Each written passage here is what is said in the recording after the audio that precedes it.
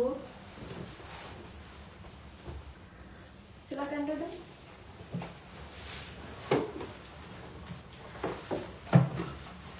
Baik, senang berjumpa dengan adik. Mungkin ada yang bisa Ibu bantu? Sepertinya ada hal penting ya yang adik ingin ceritakan sehingga adik datang ke tempat Ibu. Iya, Bu. Mungkin bisa diceritakan adik bagaimana? Oh, sebelumnya kita belum mengenal ya. Mungkin Ibu bisa tahu nama adik siapa? Nama saya Putri, Bu. Putri. Putri dari kelas mana? Kelas 9B, Bu. Oh, 9B ya. Ini pertama kalinya Putri masuk ke ruangan Ibu? Ya, Bu, ini pertama kalinya saya datang ke sini. Jadi kembali lagi, tadi sepertinya Putri ingin menceritakan sesuatu ke Ibu. Iya, Bu. Saya mau menceritakan masalah saya saat ini. Sepertinya masalah yang adik Putri hadapi cukup rumit ya. Bu, saya merasa bingung dan kesal, Bu, karena saat ini saya sedang mengikuti eskul di sekolah. Salah satu eskulnya itu kasida, tapi orang tua saya tidak merestui saya, Bu. Orang tua saya tidak mendukung saya untuk ikut eskul itu, Bu. Jadi adik Putri ini ikut eskul kasida. Kemudian orang tua adik Putri ini tidak setuju kalau adik ikut ekstrakurikuler kasida tersebut. Nah, kira-kira penyebabnya apa? Kenapa ya orang tua adik Putri sehingga tidak setuju? Ibu saya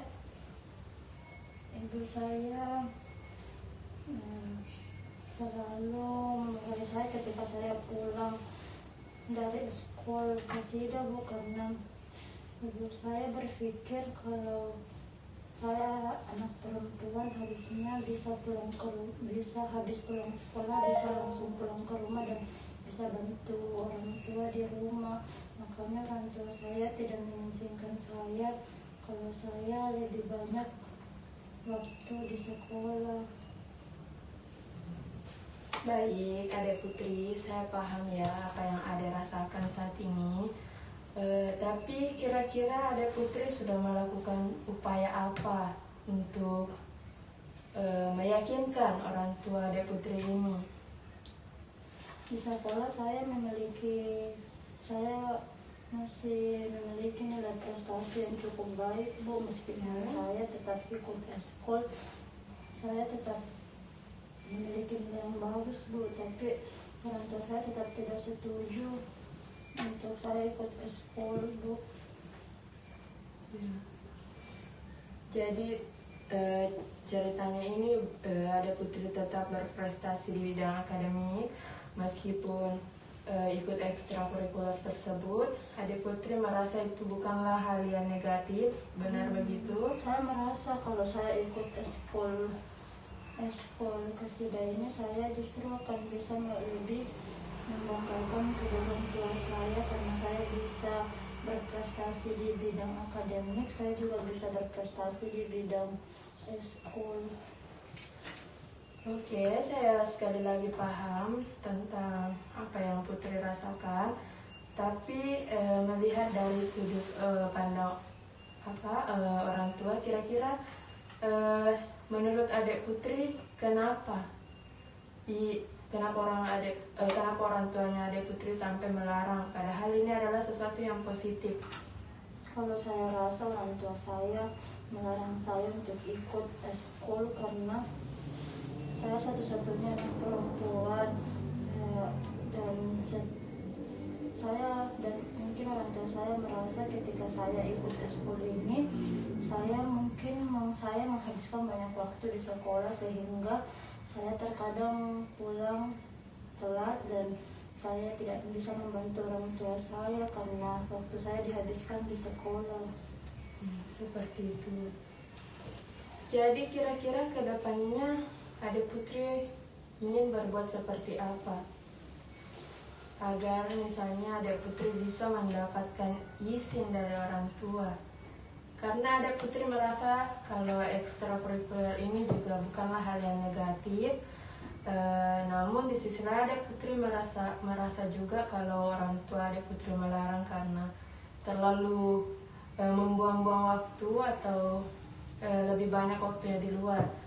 Jadi kira-kira kedepannya apa yang akan adik putri lakukan sehingga semuanya bisa terrealisasi dengan baik? Mungkin sebaiknya saya harus meminta izin kepada orang tua saya dan menjelaskan kepada orang tua kalau saya bisa membagi waktu dengan baik ketika saya mengikuti eskul dan saya juga bisa berprestasi di bidang akademik. Mungkin seperti itu yang bisa saya lakukan, Bu, atau bagaimana menurut Ibu?